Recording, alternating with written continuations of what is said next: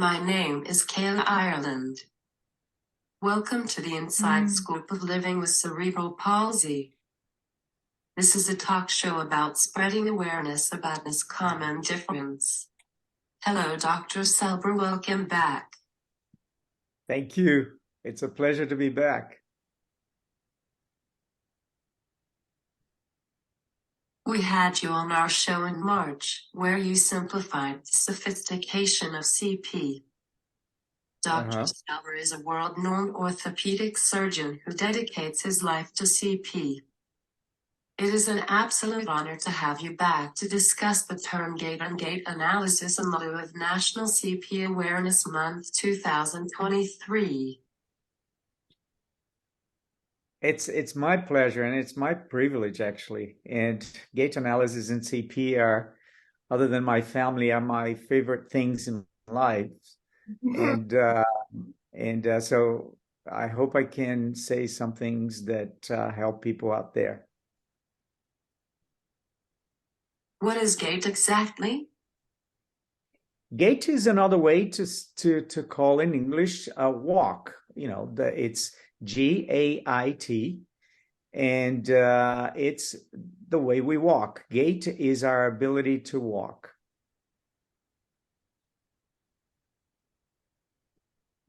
As you mentioned last time, Gait analysis is your #1 treatment for ambulatory and some non-ambulatory clients. This test is only appropriate if clinical observations and physical examinations aren't enough. How is it determined that a patient needs gait analysis? Well, remember, gait analysis, and it's important that we emphasize that gait analysis is not a treatment, it's a scan. The same way you go to the doctor and you have an x-ray that shows if you have a fracture or if you have a problem in the bone, you do gait analysis so that we can see how people walk.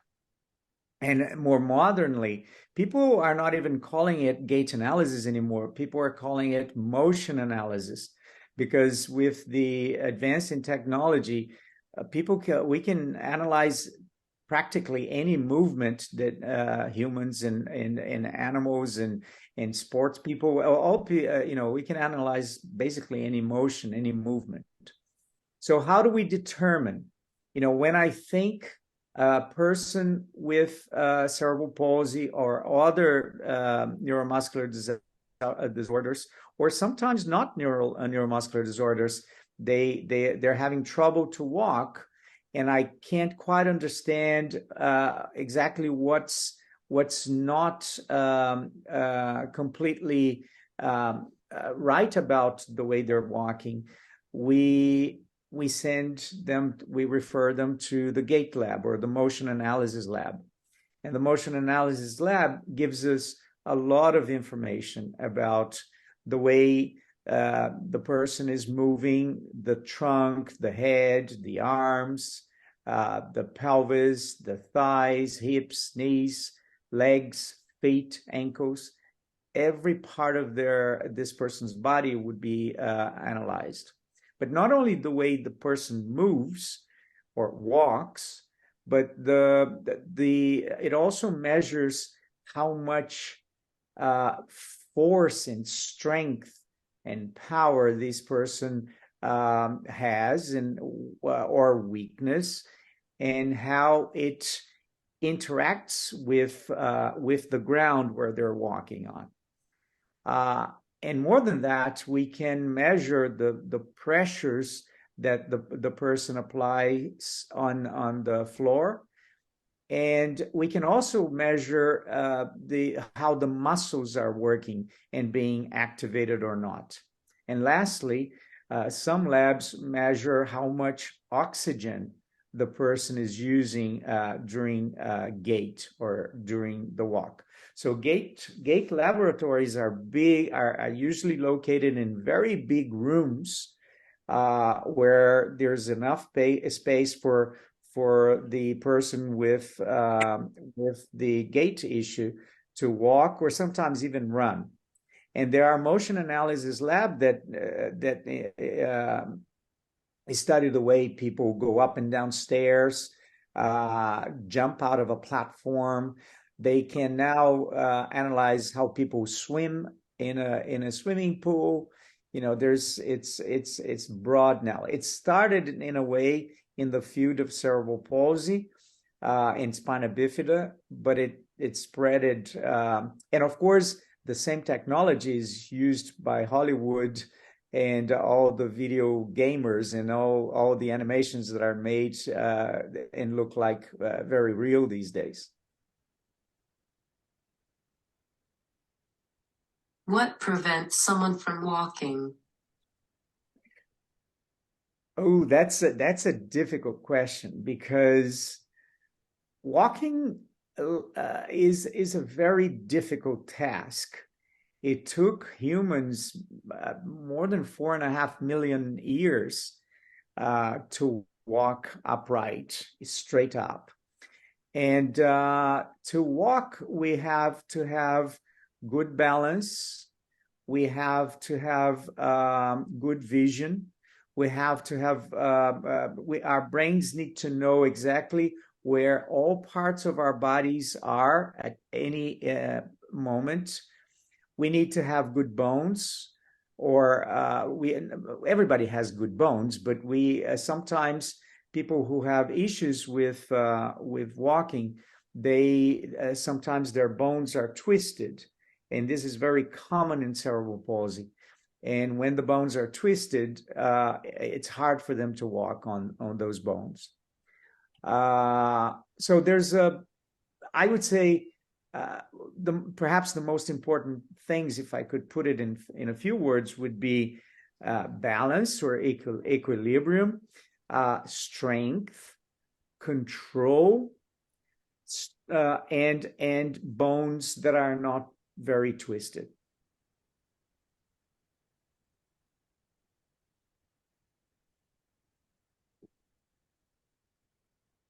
Wow, it's bones too. Pardon me, I didn't understand that. Can somebody help?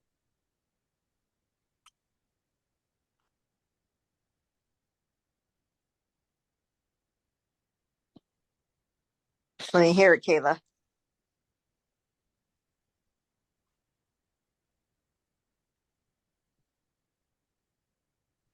Wow, it's bones too, not just for muscle. Yes, yes.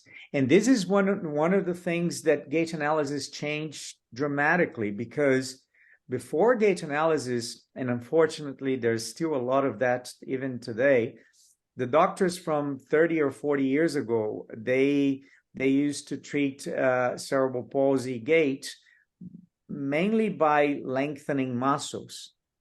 And gait analysis taught us that muscles sometimes need to be lengthened, but when we lengthen them surgically, they very often become weaker. And cerebral palsy patients, or patients with cerebral palsy, they have weakness by definition. So gait analysis taught us that sometimes it's better to leave the muscles alone and to correct all the bones, because very often in people with cerebral palsy that are able to walk, they have the leg bones twisted out, the hip bones turned in, and feet that are not very sturdy, and they are a bit floppy, and they don't help these patients to stand up very well. So the person who taught me most of what I know, or everything that I know about gait analysis and treating cerebral palsy, his name is Dr. James Gage. And Dr. James Gage, or Jim Gage, he was one of the first people who realized that perhaps treating the muscles alone wasn't a good deal for the patients, and we would be better off treating the bones as well. And gait analysis helps us. He was my doctor. He was my doctor, and I was the second person to have gait analysis when he rolled it out. So yeah. I was guinea pig. Wow, what year is that? I think it was 1984. I'd have to look because I have all my studies that I gave Dr. Selber. So Yeah. he was able to see like all the times I had it done. Yeah. Unfortunately, and this is a battle that we've been fighting, and Dr. Jim Gage before us, there's still a lot of doctors out there that all they do is to lengthen the muscles or over lengthen the muscles. And sometimes they do it through tiny little incisions, and they brag and advertise that that's the best surgery. In fact, that's one of in our opinion, in our experience, we see a lot of those patients that have those mini surgeries, sometimes 5 or 10 years later after the surgery. And that's when the patients grow and become taller and heavier. And when they have those little surgeries, as they call them, very non-invasive surgeries, they often cut too much. But the kids are still small and little and light. So the immediate results are really, really good because the child had a bent knee, or they were walking on their toes, or the hips were a bit bent. And after these little surgeries, they're straight, and the parents love it. But they don't understand that 5 or sometimes immediately 3 years, 7 years, 10 years later, as the children are now adults and they're taller and they're heavier, then they're going to miss those muscles that were over lengthened. And those children very often go in what we call crouch gait. And crouch gait is when they walk with the knees very, very bent. But this sometimes happens many years later. And then it's really hard for us to explain to the parents. And most times we don't explain, perhaps our fault, that the kid is walking that way because of those little surgeries. And you may say, why don't you explain to all the parents? Well, because we don't want to make the parents feel bad sometimes, and I can't be more honest than that. And the parents love their children, and they want to do the best that they can for their children, and sometimes they fall for these magical treatments.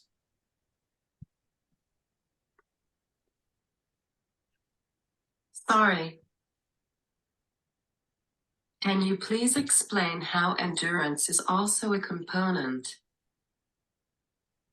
Yes, endurance is a very important thing, and it's one of the things that I always ask the parents, because when children or adults are when it's becoming harder for them to walk, that's the word, that's the concept that most parents or every parent will understand.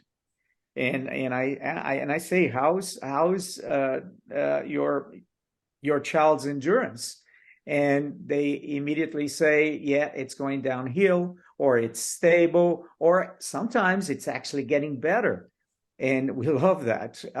So endurance is our ability to continue to do an activity, whatever it is. And gait is a physical activity. So if you have endurance, technically, when you're walking, you're not consuming a lot of energy.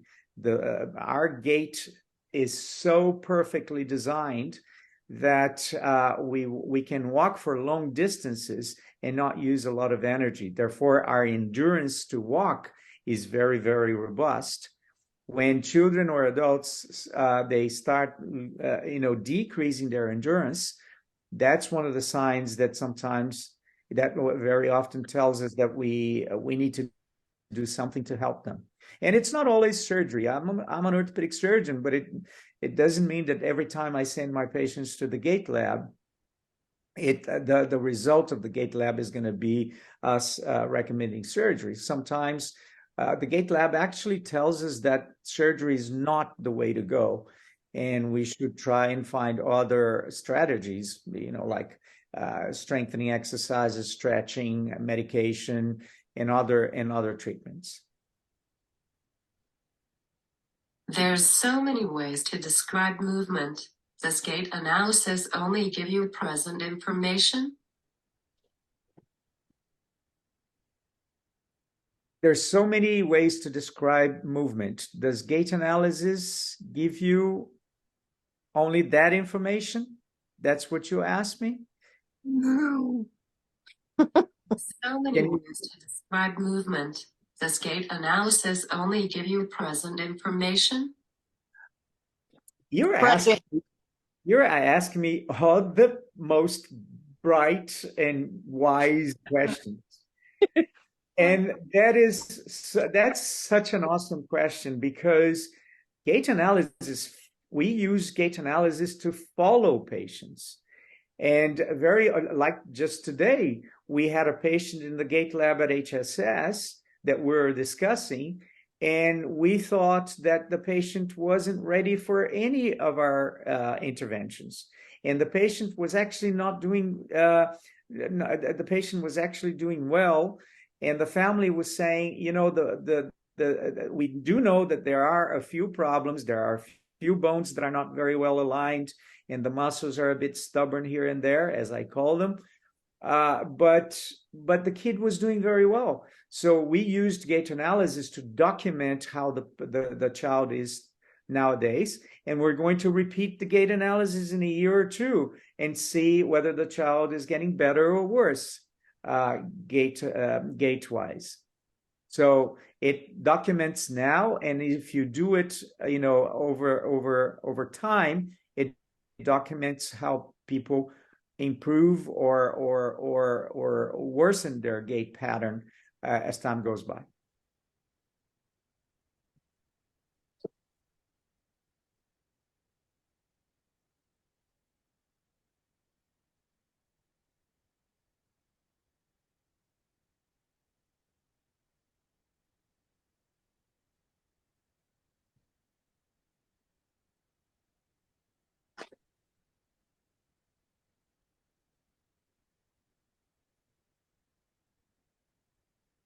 Malfunction, maybe.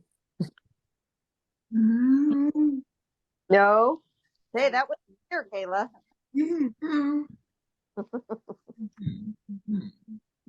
I don't think I've ever had anybody asking me wiser questions in my whole life, and one after the other. Yeah, she fires them at you. Well, because I know EEG is only present information. The EEG. For the seizure. Yeah. So what was the question, if I may ask again? Said she knows an EEG is only present information. She was Yeah, just commenting. it's basically the EEG, or the measurement of the muscle activity during gait, is present information. But if we do it in 6 months, and in a year, and in 5 years, you can see how the muscles are changing, or the gait pattern is changing in relation the muscle activity, or vice versa. So yes, gait analysis is a picture of the present, of the way the person is walking today. Just like an X-ray is a picture of my hip or your hip today. Okay, if we want to know, for instance, in cerebral palsy, there is a very, very important thing primarily for the persons with cerebral palsy that are unable to walk. We need to monitor their hips, because sometimes their hips dislocate early on in life. So what do? We do this awesome thing called hip surveillance. So from time to time, we take an X-ray of their hips every 6 months, sometimes every year, depending on how stubborn the hips are. And so you see the documentation, the X-ray is a present amount of data, if I can call it that way. But if you take another one in 6 months, or another one in a year or 2 or 3, we now can tell the history, how those hips are developing as the child grows. Gait analysis is the same. People should see it as the same thing. We take a picture of how the person is moving today. So it is only present information. Yes. It's It's we don't know very often. I know what you're trying to get out of me, Missy Moo. I I I call all my patients Missy and Mr. Moo. Okay, that's something I learned in Australia. Um, I look, gait analysis. Dr. Jim Gage used to tell me, and I think he told a lot of people, gait analysis talks to you, and you need to learn its language. The more you learn it, the more you understand. So we now know that there are certain gait patterns that when we see them happening, we more or less know what's going to happen in the future. You know, we know what you know how the gait will improve or degrade or get worse over time because you know there have been longitudinal studies showing these kinds of things, and we also have a lot of data from the same patients. For instance, at HSS, and we do that, and we do a gait analysis today, and we do a gait analysis in a year and 2 years and so on. So when you do that over and over again from many patients, you start to learn that certain that they show in gait are progressive. Certain difficulties become worse and worse and worse over time, like the crouch gait or the flexed knee gait. So when we see a young child, for instance, that has had an Achilles tendon lengthening, which is probably one of the worst surgeries that can happen to CP, because it weakens the calf muscle too much in most cases. When we see in gait analysis that this child doesn't have a lot of calf strength and the knees are starting to bend, we know that if nothing is done, very likely as the child grows and becomes heavier and so on, the crouch gait or the flexed knee gait worsens over time. Of course, nothing that we say is universal. There's always going to be an exception to every statement. But in general, when we see that scenario, we know what's going to happen, and we need to intervene. So in that context, gait analysis cannot foretell the lottery numbers, but can give us a lot of hints as to how certain patients will evolve over time.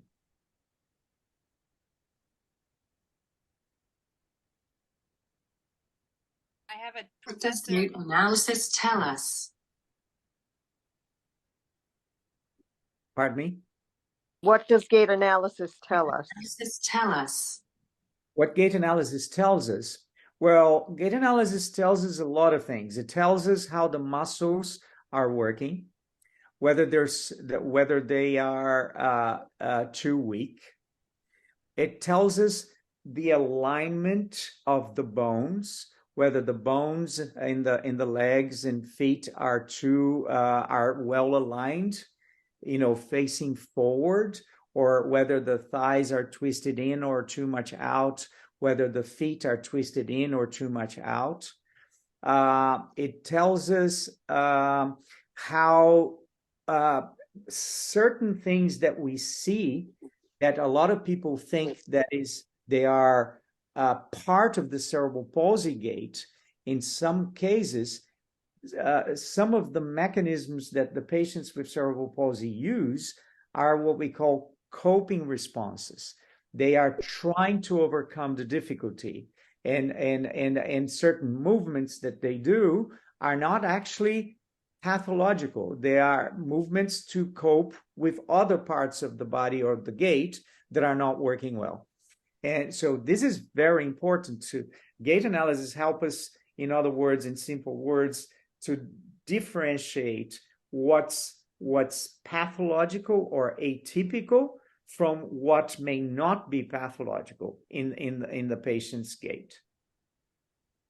And without gait analysis, you should, and unfortunately and sadly, we see that all the time, patients that eventually had surgeries without gait analysis, and they come to the gait lab one day because they're not getting better over time. And then we see, sometimes procedures that were done unnecessarily, which sometimes compromise the good leg or a mechanism that was trying to help help gait and not disturb gait.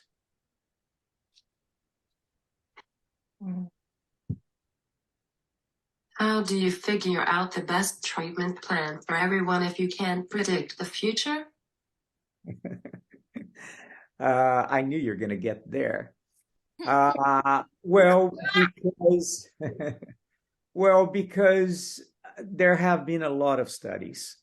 We did in many centers around the world that take gait analysis seriously and take cerebral palsy patients seriously. There's a lot of data that have been published and are still being published with long-term results of the interventions that we have. So in the previous center that I worked in Australia, at the Royal Children's Hospital in Melbourne, it was awesome because, like at HSS, we did gait analysis before the intervention or the treatment, 1 year after, 2 years after, 5 years after, 10 years after. So, and we studied all these results very, very carefully, and we knew what was working and what was not working. So gait analysis helps us with that as well.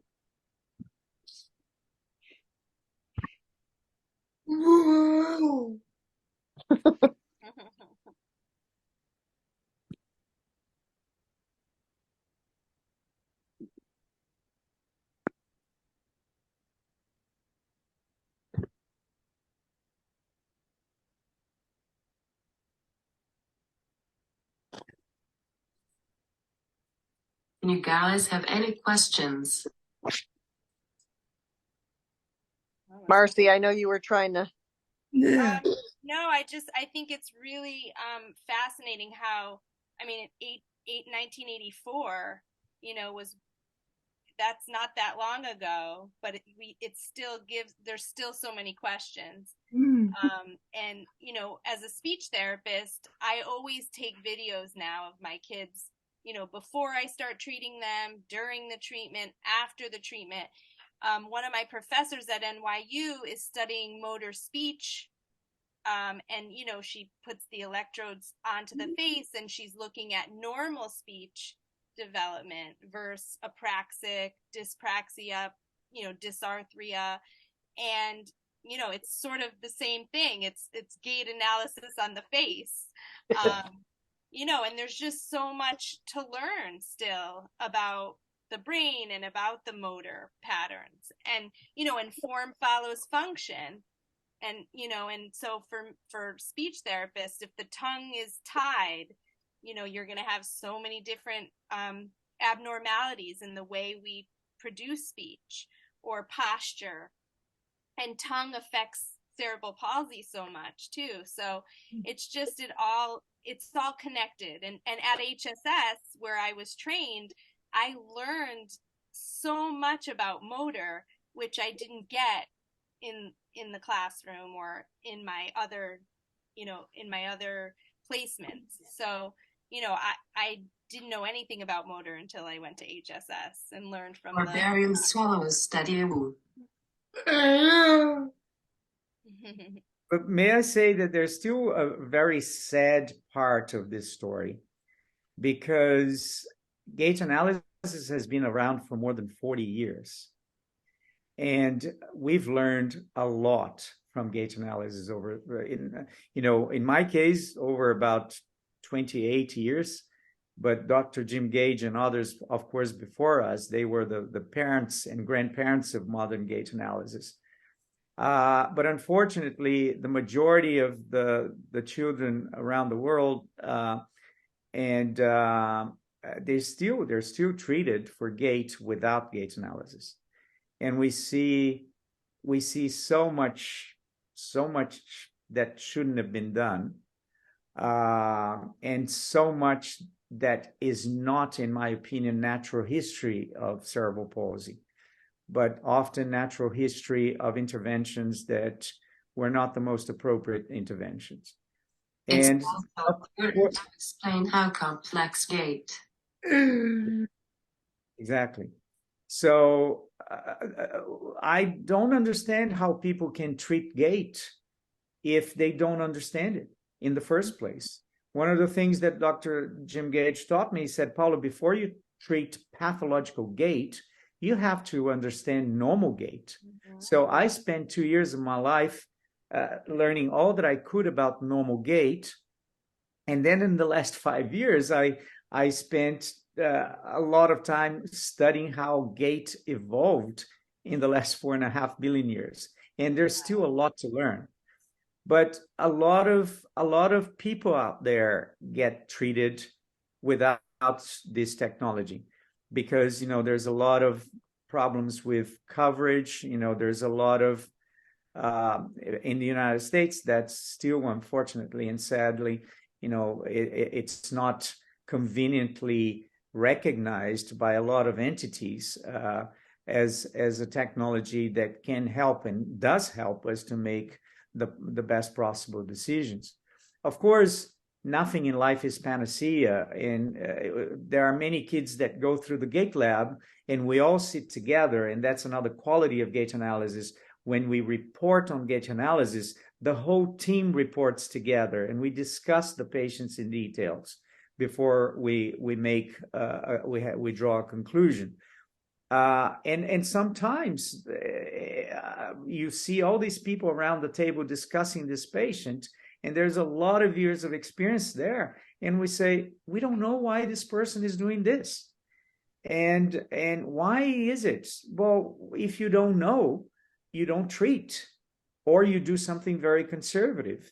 The first principle of medicine is to do no harm, but a lot of people get treatments, in my humble opinion, that are completely inappropriate. And after 28 years in this career, I sometimes lose faith because sometimes it feels like nothing is changing. We try and we try and we try and we teach, and others teach, and a lot of people teach, but there's still a lot to be done. Is there even normal gait? Yes, there is.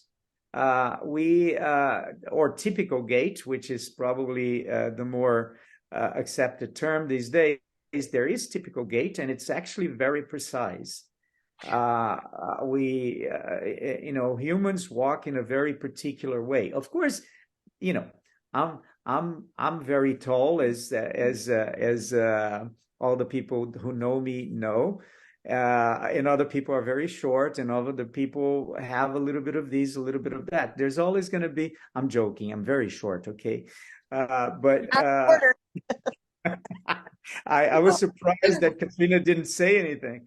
But everybody has a little bit of a particular thing in gait. Because I observe everybody walking around me, whether I like it or not, and I can't help it. I know from my office at HSS already, I know who's coming because I hear, I count their step, and I know how quick the steps are, or how long they keep the foot on the floor, and so on. That's bad. You should go. I tell that to a lot of my patients. You should go to the mall with me. I hate going to the mall.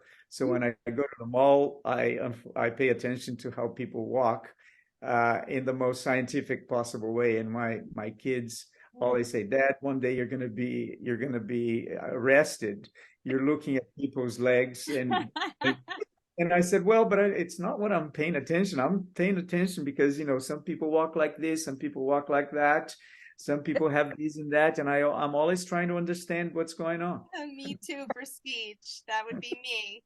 I think it happens to all professionals in all areas. We help ourselves. Never leaves us. That's for sure. My Well, thank you. footers tell people I'm walking / Pardon me? My footers tell people I'm walking. Okay. All Thank right. you All so right. much. This was amazing like last time. Thank you. Okay. Thank you very much. It's a pleasure. I hope my simplistic way to say things. Have. Everyone watching, don't forget to like, follow, subscribe, and share on Facebook, Instagram, and YouTube. I hope my simplistic way to put things, which is part of my simplistic brain, is seen as something that's helpful and not any other way. Yeah, it was very clear. So that's what we need. All right.